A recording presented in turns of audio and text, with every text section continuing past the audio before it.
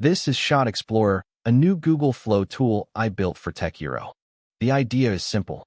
You take any image, an existing character, a scene, a concept, and the tool generates that same image from multiple camera angles, all in one place.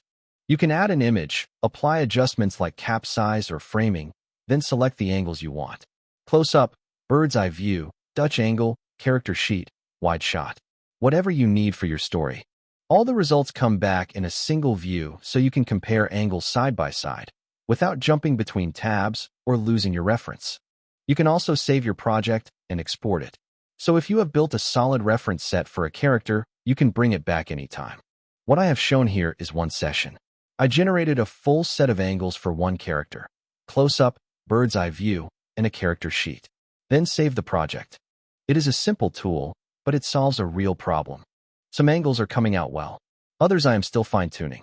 The prompts going into need more precision for certain views, and I am actively working on that. This is what a rolling product looks like. The core functionality works.